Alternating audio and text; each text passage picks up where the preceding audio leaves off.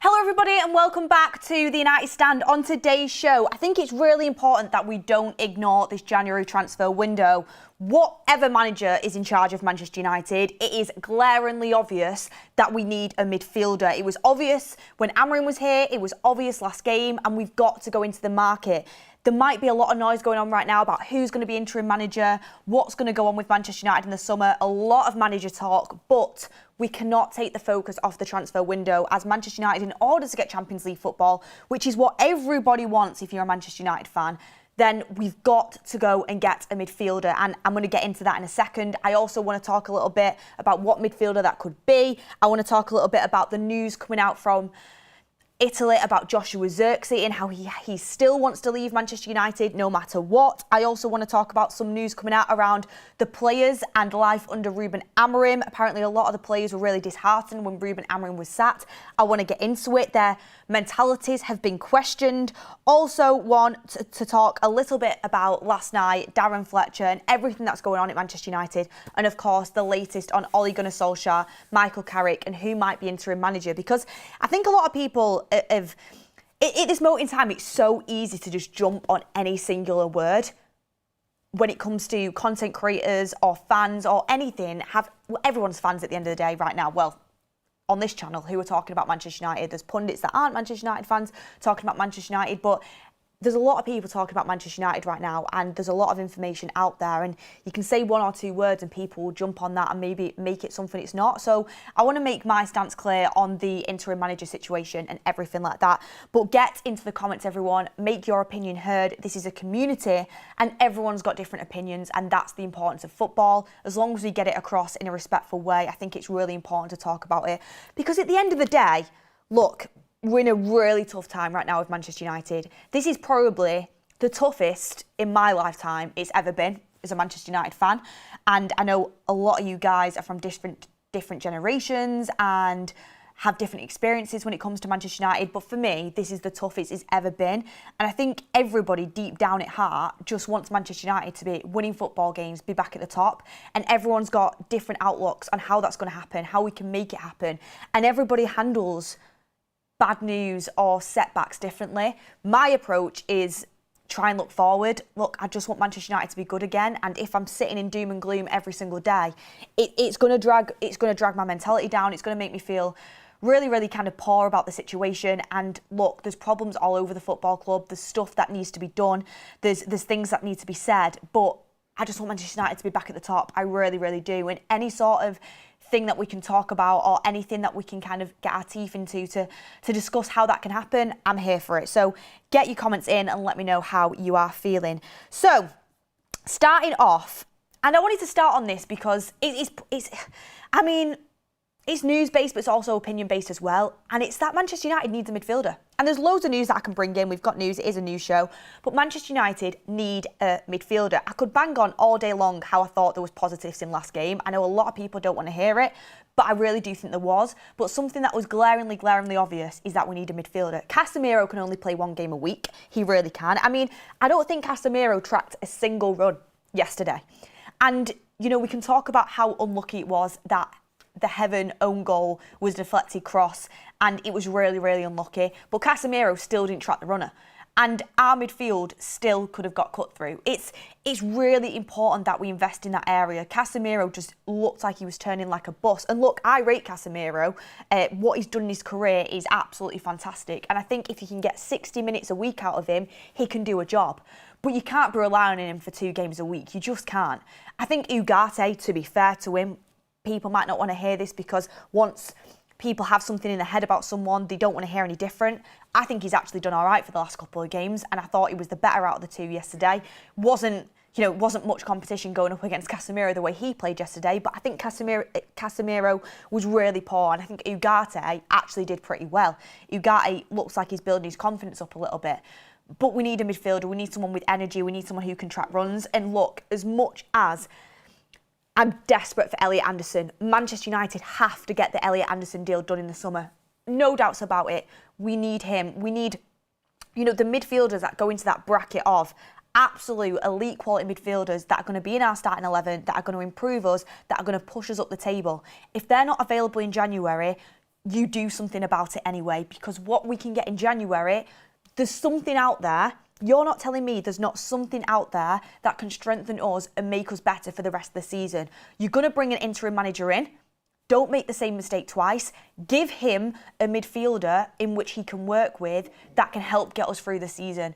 You want Champions League football, whether it was with Amorim, but he's not here anymore, so that's not going to happen under Amorim. Whether it was under Amorim, we're going to get Champions League football. Whether it's under an interim manager, it's going to be difficult, and it's getting increasingly difficult looking at our fixture run, but it's still absolutely possible. But go and help the new guy out, or maybe the old guy, depending on whether Ole Gunnar Solskjaer comes back in. It's so crucial. Gallagher for a loan would help us out, whether Atletico Madrid would do that. We'll hear from Ben Jacobs again very soon. He will be on the show very shortly, and we'll get him on. I think he's on some point next week, or we're getting him on very, very soon to talk transfers. Conor Gallagher is definitely an option. There's other options out there as well. Ruben Neves is absolutely an option. And the money that we've spent in sacking Amorim, whether you agree with it or not, I've always said I'm going to remain true to myself. I think Amorim should have been sacked, not for the reason he was sacked. Not for the reason he was sacked. A manager shouldn't be sacked for calling out of the board. A manager should be sacked for a 38% win rate and not showing significant improvement and not showing any evidence that he can get us playing. That's why I would have sacked Amorim. I agree Amorim should have been sacked, but a lot of people think he was sacked for the wrong reason in the way that he kind of came out, spoke out, and that's why he was sacked. We spent enough money sacking him. We've spent enough money paying him out. Go and get a midfielder. I'm super, super passionate about this because there were so many things to like yesterday. I mean, it's hard to say that when you drew against Burnley, who are a really poor side, and they are going to, 90% sure going to get relegated this season. It's really tough to kind of come out of that game and say there was positives, but there were. Sesko has had his most amount of shots he's ever had in a game for Manchester United. You know, he was spamming shots throughout the whole game. We were actually getting balls into him. Bruno Fernandes looked absolutely terrific playing just behind the striker. He was always looking up for Sesko and it looked good. Wingers were getting crosses into the box, good crosses coming into the box, especially Dorgy, who I've been very, very critical of, but he was putting some good crosses in there for Sesko. He really did look like an outlet. You know, there was Shea Lacey, an attacking, risky substitution, youth, courage, success coming on. And if that shot that's flying in looks like it was flying in, doesn't hit the crossbar and is a few inches lower, the narrative is completely different. We had a goal that was perfectly fine, in my opinion, ruled off. I mean, Kyle Walker falling to the floor. If that's in the penalty box, you don't give it as a penalty against you. So why the goal's ruled off, I have no idea. A worldie of a goal. Yes, Martinez should have closed him down quicker, but it's still a terrific strike and a deflected cross. That's another goal for Burnley. So yes, it's Burnley. Yes, we should be beating them no matter what. But there is positives there. There is things to build off. Go and get a midfielder for whoever's in charge, because this team, the way the league is playing out, there is a chance, a small chance, but there is a chance that we can get into the Champions League. And if you get into the Champions League, the money you've spent on a midfielder is worth it. It is worth it, because then you're more likely to attract the Elliot Andersons of the world. You're more likely to attract them top midfielders that we need to transform our starting 11 and to rebuild the midfield going into next season. It's frustrating that we're at a point where we're starting all over again, and I'm going to get into your comments in a second, but we can only do now what we can do to make us better. We can't keep looking at, oh, well, we should have done this, we should have done that, we should have done that. That is for the board and the owners to sit there and reflect. They really need to sit there and have honest, truthful conversations with themselves and then with the fan base. And them honest, truthful conversations need to be, why have our 2 years since coming and taking over the football side of things not worked out? Why, on paper, have we gone backwards? Why have we spent X amount of money sacking managers, getting rid of Dan Ashworth, who we brought in for a reason to help transform, you know, the footballing side of things, and it didn't work out? Why have we wasted this money? Why have we set the club back? Why have we made these mistakes? Do we need to look within ourselves? Do we need to look at making different appointments of people who know how to do that job to the level that Manchester United need? What do we need to do to move forward? And they're questions they need to answer themselves to help Manchester United get back to the top. How do we do it? honest, hard look at themselves and the football club. And then I believe that they need to be honest with the fan base about that. And I'm not saying they need to do a 2-hour podcast, on Stephen Bartlett, Diary of a CEO, getting into the deep nitty gritty of stuff. Although I'd absolutely love to see that, by the way. I've got my hand up for that. But they need to come out and speak to the fan base about what's been going on, because it's an absolute whirlwind right now. Everyone's up in arms, and it feels like we are kind of right back at the very start. And yet again, the Manchester United fans are just going to have to take it. They're just going to have to take a new project, and there needs to be some sort of clarity for sure. But anyway, get your comments in and let us know what you're thinking. Let us know what you're feeling. We've got some super chats coming in. Slope Falcon says, want to see what United looks like in February signings. The thing is as well, because obviously there's a lot of talk right now about Amorim going, the mistakes, that the owners have made, who's going to be the interim manager, who's going to be the manager in the summer. The transfer window's kind of gone on the back burner. But the transfer window is open, and not having depth in midfield is, it's going to cost us points. There's other areas of the pitch that need that need improving as well, but that is an absolute necessity. It really, really is. It's a massive, massive necessity.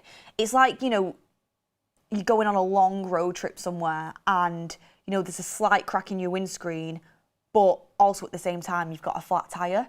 Like, you can maybe probably get, say if you're driving from Manchester to London and you're halfway down, you can probably get to London with the crack in your windscreen. You can get it sorted out before you drive back home. That's with some of the positions in our squad. The flat tyre, that your rear right tyre that's kind of about to go out, you're not going to be able to wait until you get to London. You're going to have to do something about that, even if it's just a makeshift tyre where you can only go 50 miles an hour on the motorway.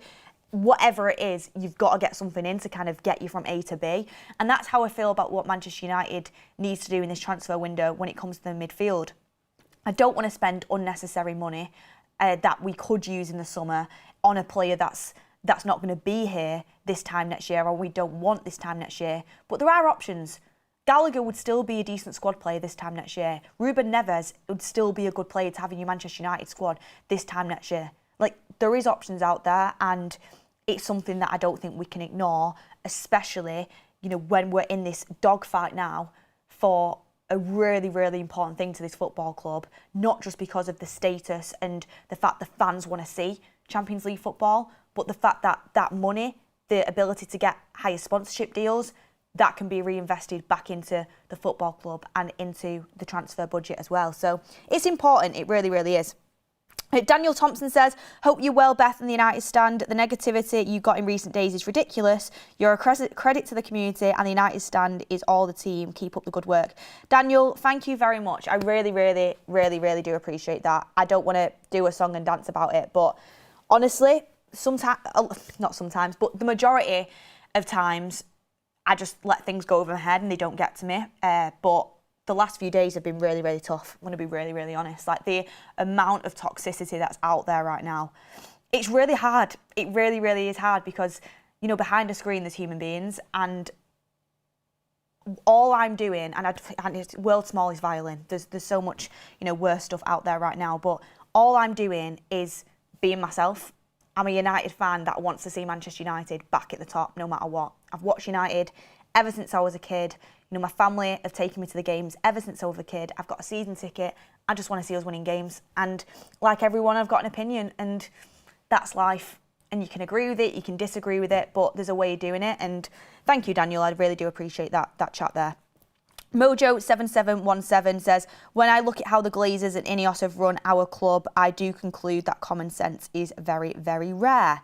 Irish Go says, we spent the last 14 months adapting to a new formation. Do we bring in Glasner or accept the last 14 months were a waste of time and start over? Irish Ghost, I'm going to be honest, I'd go for the latter. I don't want to see three at the back at United. And I know it's not all about the formation, but I think the formation is important. I think it is a really important factor. And I don't want to see Man United playing with a back three next season. I don't. That's my opinion, and I don't want to see it. That doesn't mean Glasner will play with a back three. He's been adaptable in the past. I always was a fan of Glasner, but the more I'm thinking about the managerial situation, I've not come to a conclusion at all on who I want as Man United manager in the summer, by the way. So I don't want to say, I want this guy, because I'm not 100% sure on anyone. I wouldn't sit here and and absolutely cry my eyes out if Oliver Glasner got the job. I think there's some real positive to Oliver Glasner. But I'm also not 100% sold on it either. But if he was to come in and play a back three, I wouldn't want it. I wouldn't want it. I want to see a back four at Manchester United. I really do. And that's my preference. And the next manager, I want that to be their style. There's way more to it than just playing a back four. Of course there is. You can play multiple different styles when you play with the back four.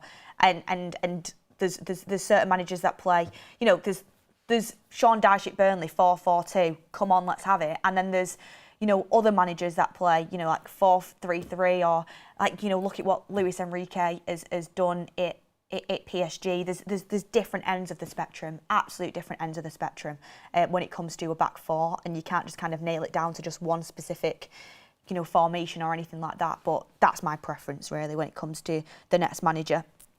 Lynch says, Anderson is great, but I'd go against and say we need him specifically. I'd be happier to say we need an Anderson-type player, a Wharton-type player, locking into trying for specific players that hurts us when we don't get them. Really interesting. Thing is, like, it is. When you put something out there, it's out there forever, isn't it? So, I mean, I'm just going to continue saying what I think. Wharton wouldn't be top of my list. I think Wharton is a fantastic player. I think he's got a great first touch. I think he's technically very good on the ball. I think he's really intelligent. And I think whichever team he goes to next, it's going to be a top team. And I think he'll be a great addition. But I think his style isn't necessarily what Manchester United are massively in demand of right now. I think we need somebody that's more in the Anderson type style. If you were to get an Anderson and a Wharton, happy days. You know, them two I think could complement each other quite well, and I think, you know, you've got a little bit of different attributes in both. But if it was just solely kind of a Wharton to be that new big midfielder in for us in the summer, he wouldn't be top of my list. I think he's got brilliant attributes, but I just don't know if he's I don't know if his game is exactly what Manchester United's priority should be right now. And especially, you know, we've got what's happening with Kobbie Mainoo. Kobbie Mainoo, it looked like his career was almost over at Manchester United under Ruben Amorim. Now, you know, is he going to kind of come back into the fold? Is he going to be, you know, the heart of our midfield for years to come? We don't know what's going to happen. But Kobbie Mainoo, I think if he's going to stay, you don't need to bring in an Adam Wharton. If Kobbie Mainoo is going to get up to the best of his ability, you don't need to do that. What's happening with Bruno Fernandes? Is he staying? Is he going? I think that's really important. But I think Manchester United are absolutely crying out for that Elliot Anderson, versatile. You know, he's a pressing monster. He's great on the ball. He's everywhere. He's tenacious. I just really like his game, and I think that sort of energy and that sort of style is what Manchester United is missing in the middle of the park. Sleepyhead says we are never getting Elliot Anderson. Never say never. He is top of Manchester United's list, but it's going to be difficult. If we continue the way we are, we've got to turn things around pretty quickly. We've got Irish Go said, we spent the last 14 months adapting to a new formation. Do we bring in Glasner or accept the last 14 months? I've done that one. Thank you very much for all the super chats that are coming in. I really do appreciate it. Thank you to everyone getting your comments on, and smash a like on the video as well while you're at it. Daniel Thompson says, my top midfield targets are Anderson, Wharton and Stiller. For this month, probably just getting decent enough options like Gallagher and Neves. They can help us until the summer, until we can get better players. We also have Drusha saying Anderson and Baleba would work together better, I think. It'll be interesting to see if we still go in for Baleba, because I know he was a big Amorim target, and I know it's a collaborative model. Or is it a collaborative model after what we've seen over recent weeks? Is it just either agree with us or get out? If you agree with us, it's a collaborative model. If you don't, there's the door. That's how it kind of maybe felt in the last few weeks. But do you know what? It's one of them where with Baleba, I'll be interested to see if we do still pursue that. We put the groundwork in for him in the summer, but per the shows with Ben Jacobs, Amorim was the one that was massively pushing Baleba. He really liked him, and he was saying, go out there, go and get a Baleba, and he really thought he was a great fit for his midfield. Are United still going to think that when they... I don't know how it's going to work, by the way, because are we going to get a manager in before the World Cup? And if we do, how much of a say are they going to have in the recruitment? Is Wilcox going to lead that alone in the summer with Barada and the recruitment team and Vivell? Who knows? Are we going to wait until after the World Cup because we might go for a manager that's managing in the World Cup? And then is our summer business going to be really rushed towards the end of the market? I don't know how the summer transfer business is going to work. I don't know how it's going to pan out. The World Cup puts a massive spanner in the works, but it's I don't know what the recruitment's going to be like in the summer, who's going to be leading it, and if the new manager is going to have much of a say, because we don't know when he's going to come in. Will he be appointed right at the end of the season? Will they be appointed after the World Cup? We just don't know. We're kind of up in the air a little bit. And this is why I'd really like some clarity from the hierarchy. What is the plan? They might not know the plan themselves, to be fair. It's probably quite likely, but what is the plan? When are we getting the interim in? When are we planning to get a permanent manager in? How is the summer transfer business now going to look that we don't have Ruben Amorim? Who is going to lead that? What is the process? What is Manchester United's plans going forward? They're the questions I think United fans would want answering. But while we want the answers to all them questions, there is currently a window open where we can improve to help the next manager and to help attract summer targets when we get to the summer transfer window as well. But yeah, interesting stuff. The thing is as well, when people say about Amorim was only sacked because he came out against the board, he was sacked because he came out against the board. But the reason he ended up coming out against the board was because of conversations that had previously happened, and then conversations were based on Amorim not doing enough as Manchester United manager to get points on the board and look like he was worth investing in. And that's me being brutally honest. He showed very little evidence in the time that he was there. And yes, he wasn't backed absolutely fully. And yes, you know, it was really, really, really kind of... It was living on a prayer, really, getting him in and hoping he was going to be able to perform miracles with that squad to make them just completely adapt to his system and way of playing, from the adaptation from the Portuguese League to the Premier League, never mind the squad not being suited to his system. However, when you're Manchester United manager, you need to be tactically adaptable, and you need to show within 14 months of being there that you can be tactically adaptable, you can win games with your system, show something in your system that makes people believe it will work and it can work. And he didn't do that. I mean, there was 38% win percentage. The performances overall were drab and poor. We lost the Europa League final. We went out of the cup competition to Grimsby. He got to that place where, rightly or wrongly, Jason Wilcox pulled him and said, look, you're going to have to play back four. Or I don't know if it was as simple as that. You're going to have to kind of change your system because this isn't working. It got to that place because he wasn't performing already. Do you know what I mean? And I'm not giving an excuse to anyone. The board never should have put Amorim in charge if they weren't going to give him the full tools to perform that system to the best of its ability. They shouldn't have done that. And then they kind of did a U-turn when they realised it wasn't working. The whole thing just was a mess. However, Amorim's not completely scot-free. He didn't do enough as Manchester United manager. And I will always stand by that. And I know a lot of people don't, but I will. And a lot of people, you know, kind of bring Arteta into the mix. And I saw this before, actually, and I wanted to bring it in. And I will get on to some more of the transfer news that's coming in a second, a little bit about Joshua Zirkzee and some other bits. But I saw this. A lot of people kind of bring up Mikel Arteta and sticking to that. Mikel Arteta's start at Arsenal was significantly stronger than Ruben Amorim's Manchester United in their initial 30 to 50 game periods, with Arteta securing more wins and a better win percentage, around 54%, versus Amorim's 38% by 50 games. Fewer losses and, crucially, winning the FA Cup early, providing stability that Amorim lacked despite early tactical learning, with Amorim struggling defensively and failing to win a trophy before his eventual sacking. So, of course, you know, there's always going to be people that wish we give Amorim a little bit of extra time. But honestly, guys, there was very little there that showed that success was coming, and there had to be a little bit more to keep believing in that process, I think. But of course, everyone is entitled to their own opinions. Eternity's Breath says, no prestigious manager will come to Manchester United, serve merely as a coach dictated to by Wilcox. Who the hell is Wilcox? I don't think, and again, I'm really not trying to be a sympathiser for the ownership right now. They've done a lot of things wrong, and I want to make that clear. But I don't think the plan is for the new coach to be dictated to by Wilcox. I genuinely think, and I think this shows kind of a bit of naivety from the footballing people in charge at Manchester United, from the likes of the hierarchy that actually initially employed Ruben Amorim. At the time, Wilcox had questions about it, and so did Dan Ashworth, and that's why Dan Ashworth eventually went.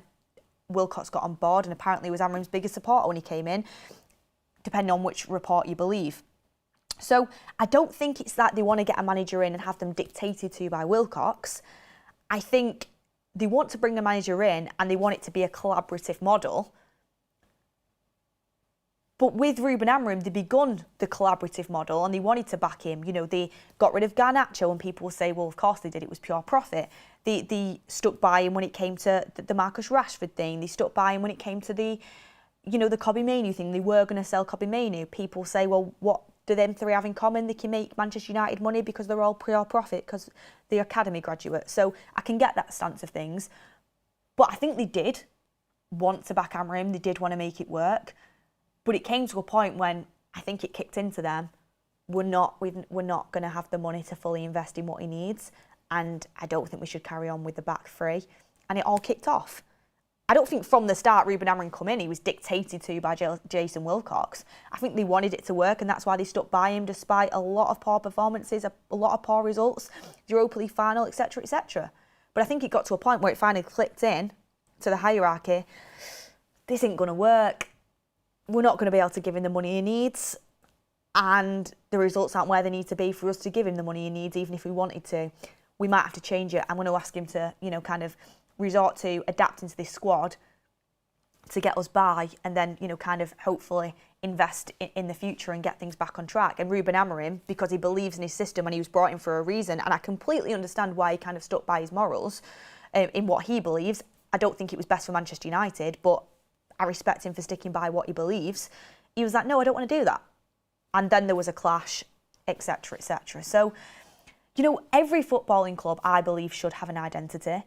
And Manchester United, I believe, should have the identity of quick, direct, attacking football, youth, courage, success. Ajax have their identity. Barcelona have their identity. Football clubs have their identity. And I believe that a manager or a head coach coming into Manchester United should understand the club's identity. However, I believe the footballing hierarchy got that wrong themselves. It's not Ruben Amorim's fault, because they chose to employ Ruben Amorim, knowing it was kind of a big, big risk.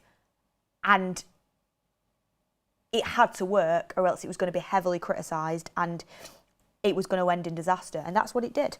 So, yeah, I could go on about this all day, really. Tom McBride says, thanks for somewhat positivity during this bleak time, Beth. I hope the renovation is still coming along well. Look, the renovation's been put on pause. I've had too much work to do. I'm getting there. But there's so much going on in the world of United right now that the whole rest of my life is sort of on a break currently. But let me get into some of the news as well. So this is coming out from Italy. Roma have already put forward a 4-year deal to Joshua Zirkzee. They are also willing to offer him a wage worth of €3 million in bonuses. Even if Solskjaer returns to Old Trafford, Zirkzee still wants to leave. He believes that he won't get enough game time to prove himself. Roma now need to wait for Mbeumo and Ahmad to return to United, and they remain confident that once this happens, Zirkzee's move to Roma will be a matter of time. By the way, I do think that Zirkzee will end up going to Roma. I think the reason why the Zirkzee to Roma thing was so stagnated is Ruben Amorim was clearly very clear, and I understand this point of view from him. I'm not losing another attacker. I've already got a very thin squad. I'm not doing it. And if you do it, I'm going to make it very clear in my press conferences to everybody out there that it was you that decided it, not me. And I don't think they really wanted to go against the manager in that situation. I think now that it's going to be an interim, that's going to kind of just have to put up with what the hierarchy tell them. I think Zirkzee will go as soon as Ahmad and Mbeumo are back. As long as there's no other major injuries or or anyone going missing, I think Zirkzee will go, because I think it's quite clear that Zirkzee's not going to play as a striker. His better position is playing off the striker, isn't it? Sesko, I know 2 goals against Burnley doesn't automatically, turn you into Edison Cavani or anything like that, but it was really, really promising performance from him last night, and he's getting opportunities, and he's the mould of a striker. And then if he's not available, you can play Cunha up front. We have multiple number 10s, which is where Zirkzee would play. I think Zirkzee will end up going. And don't be surprised if we don't bring anyone in to replace him. That's what I think will happen anyway. Also, some more super chats coming in here. We have Shane Matthews saying, Barada Wilcox came in with such good reputations. Now they are the worst thing that could have happened. How does this happen? Barada came with a brilliant reputation. Wilcox, he has had, jobs at Southampton. He's had a job at Southampton. He's had a job at Man City, and he's obviously got background and he's got some pedigree. But I don't know if the exact experience he has qualifies him for the level of job he's got right now at Manchester United. It's a big step from what he's done at Man City and Southampton to do what he's doing now. He's got a massive role at Manchester United. Manchester United is one of, if not the biggest football clubs in the world. You're up there with the Real Madrids and the Barcelonas of the world. Has he got the qualifications and the experience for this level?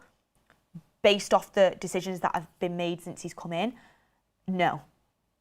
I'm just going purely off evidence. I hope that they can turn it around. I hope they can appoint the right manager in the summer. I hope we can win a Premier League title. I hope we can improve. I really, really, really, really do hope, because if you don't have hope, you don't have anything. Things can turn around, because I don't think on the ownership side of things anything's going to change, to be honest with you. But Barada did have an excellent reputation coming in. Wilcox, we thought was going to be really good for Manchester United based off, the fact he'd worked at Manchester City, he'd worked at Southampton doing similar things. But it's a big step up. Manchester United is a different kettle of fish. It's a different kettle of fish for managers. It's a different kettle of fish for CEOs and sporting directors. It really, really is. And of course, I'm not saying it's just Jason Wilcox making the decision. It's just Omar Barada making the decision. But also, you really don't know what Sergeant Ratcliffe is saying to Omar Barada and Jason Wilcox either. You don't know how much input he's having. We don't actually know how that process is working behind the scenes. All we can say is INEOS as a collective have not delivered what they initially intended to, and it's not lived up to the expectations that we would want, and it's not lived up to anywhere near the standards of what we would expect from Manchester United Football Club. We have Eternity's Breath says, no prestigious manager will come to Manchester United to serve merely as a coach dictated to by Wilcox. We also, I think I've done that one quite a few times. We also have Marlow United saying, in hindsight, Solskjaer deserves a bit more respect. He wasn't back properly, got us into second and third, and he did it with the Glazers in charge. I'm just going to look at Ole Gunnar Solskjaer's transfer windows under United, because I just kind of want to see that. Let me have a look, get it up on Transfer Market. But while I do that, because I'm going to kind of finish off the show on that, just remember as well, guys, on the United Stand, the Brighton preview is tonight. It will be going out at 8 p.m. Well, going out, it'll be live at 8 p.m. Fletcher's Presser is tomorrow. Arsenal versus Liverpool is an 8 o'clock. Actually, scrap that. Human error. We get stuff wrong in life, everyone. The Brighton preview is live tonight, but it will be at 7 o'clock, as Mark will be live. It's 8 o'clock for Arsenal against Liverpool on That's Football. So make sure you strap in from 7 p.m. on the United Stand and then head over for That's Football. Huge game, Arsenal-Liverpool. It looks like Arsenal's running away with the title, but if Liverpool can somehow do something tonight, puts a cat amongst the pigeons. However, I'm hoping Arsenal beat Liverpool. 1, because of the top 4 race, and 2, because I don't want to see City win the league, which I don't think they will anymore, really. Although, never count them out, and Arsenal, they are prone to kind of the slip-ups, but I don't think they will. I think Arsenal will win it this year, to be honest with you. Fletcher's Presser will be tomorrow, to be confirmed when it'll be, but it is tomorrow. And then every Friday, tomorrow night, Goldbridge is watching the German League, and you can watch it along with him, not just a normal watch-along. Goldbridge live with the game as well. You get to see the game being played out. You get to see Goldbridge's commentary. It's absolutely fantastic. And this week, it's Frankfurt against Dortmund, and it is live from 7:15 on That's Football. Make sure you are there. But some people won't like it.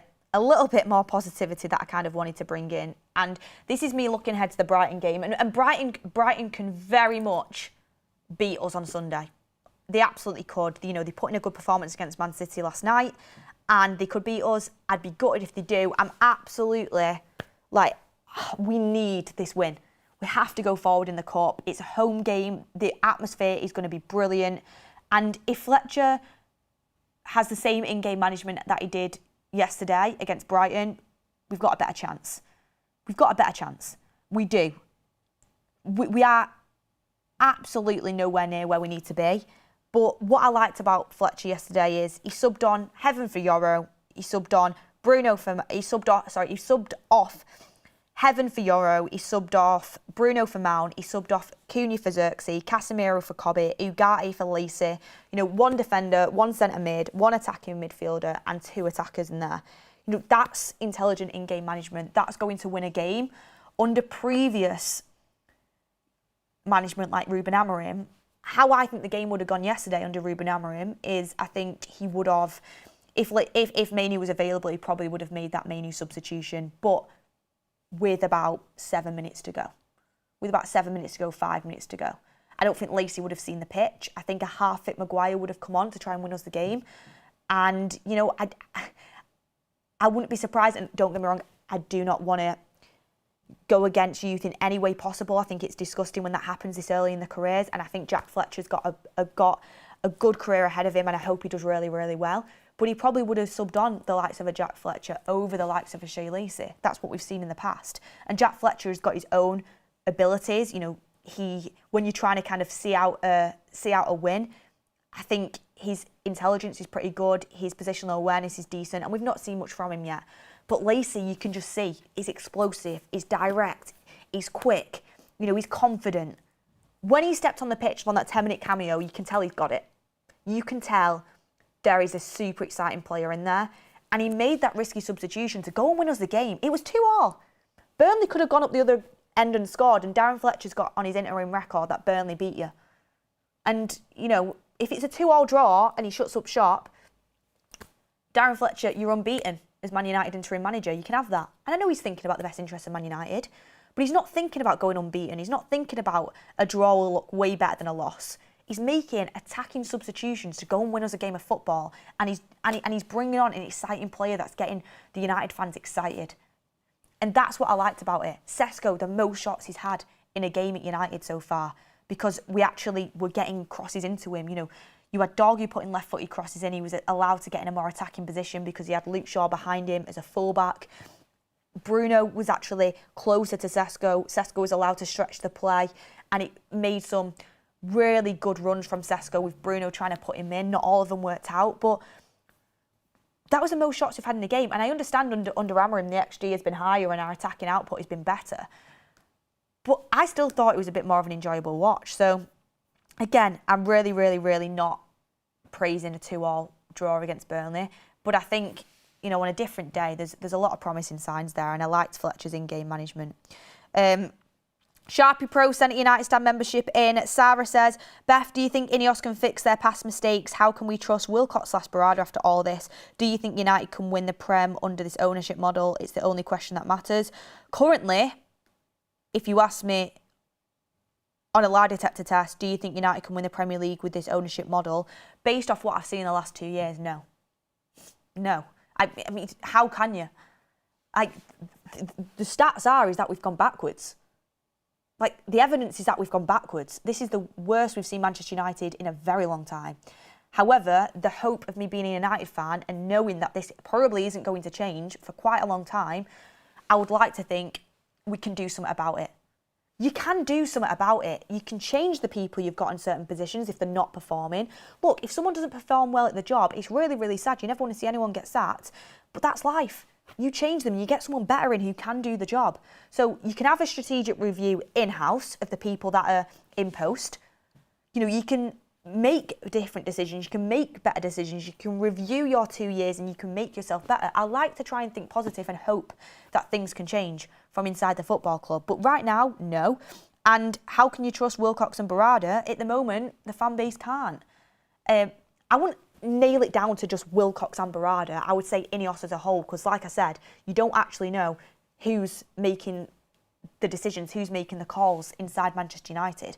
You know, there could be one person saying, no, I really think we should do this, I really think we should do that, and they're just getting ignored, like Dan Ashworth did. And a lot of people were blaming Dan Ashworth at the time, but it turns out he was actually against the bad decisions. You know, you don't know what's going on, but INEOS as a whole model right now, it's very hard for the fan base to trust them because of how their 2 years have gone. We've gone backwards, and fans are really kind of feel like they've been sold a dream and it's not been delivered at all. And we feel like the last 14 months have been a waste. How they can repair that relationship is going to be really, really difficult. Make the right decisions, come out and show face, be honest, be open, talk to the fan base, admit your mistakes, and hire the right manager next time and put a plan in place for it to be successful. And we have to see it be successful before anyone can trust. You've got to actually not just go and get Enrique in the summer and everyone forgives you. Go and get Enrique and actually let's watch it be successful. And I'm not saying United are going to get Enrique, that's just kind of an example, and it would, I think, probably be one of the best possible scenarios for us to actually, you know, kind of be serious in terms of being a competitive football club again on the pitch. And I don't think we'll be able to do it based off what we've seen in the last 2 years.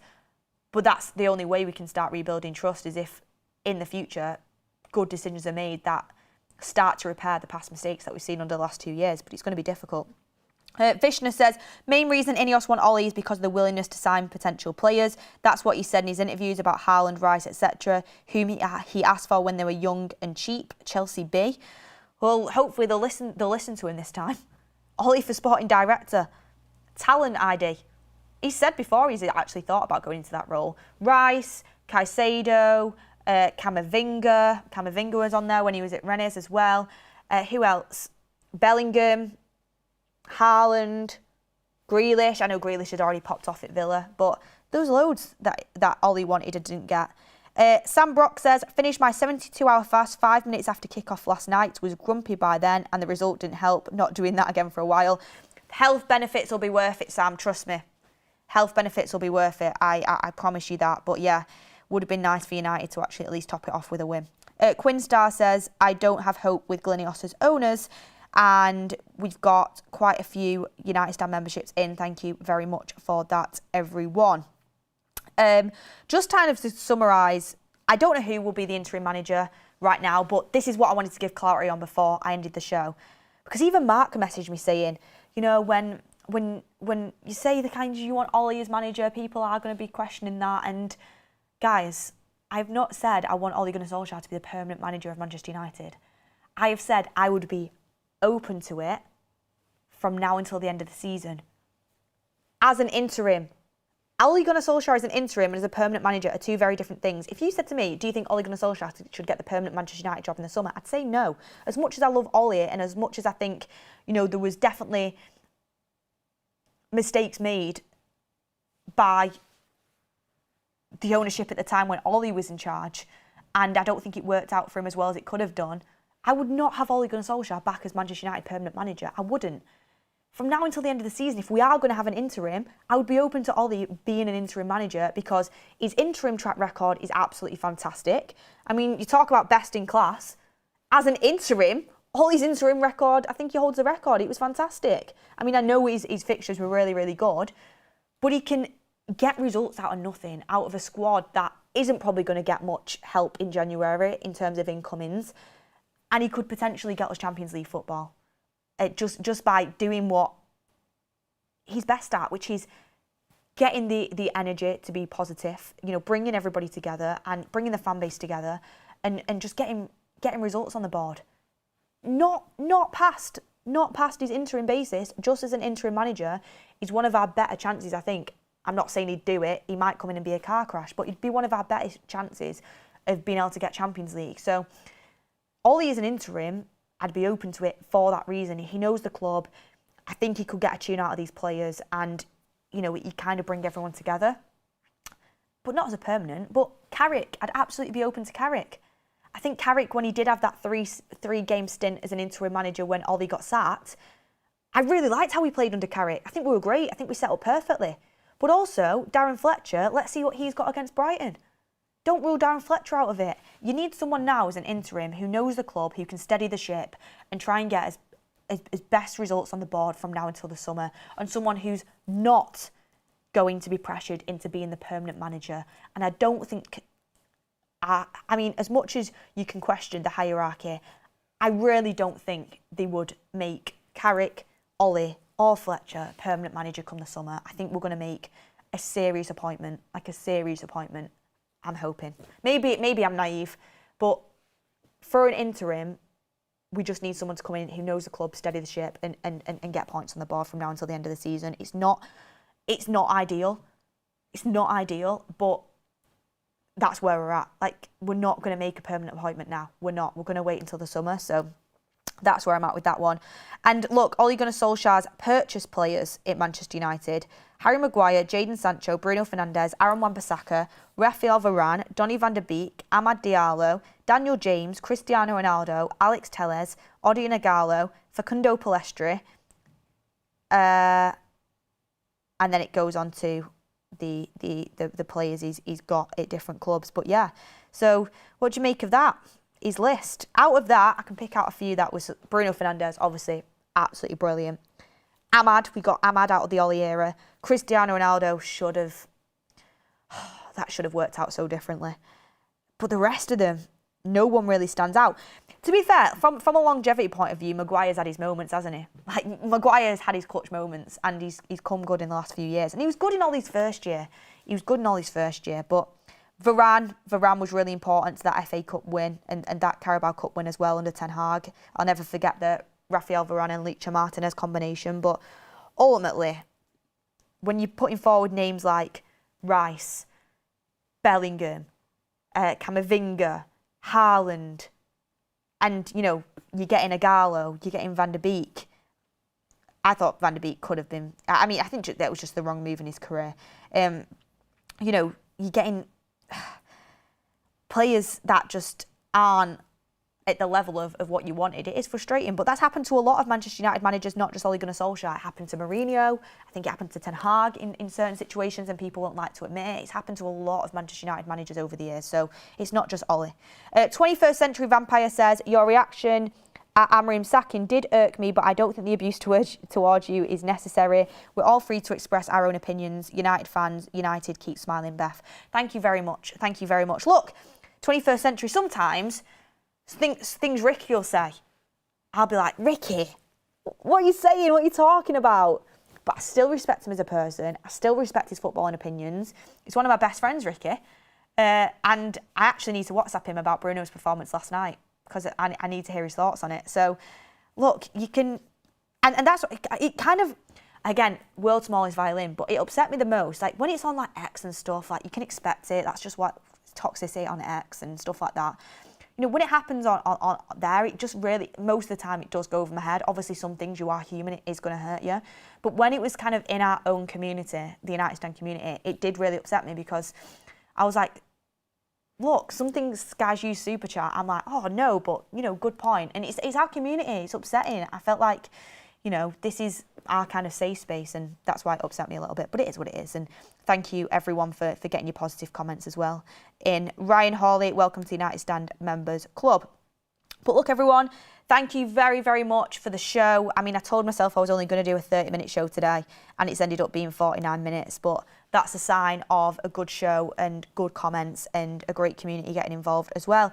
So smash a like on the video if you've not already. Hopefully you can take some sort of positivity from this show and you can take something from it. Happy Thursday. Reminder again, you've got the preview slightly earlier tonight at 7 p.m. for the Brighton game. You've got Liverpool-Arsenal, massive Premier League clash on That's Football at 8 p.m. as well. And Fletcher's press conference will be tomorrow on the United Stand. Thanks for watching, everyone, and I will see you on the next one.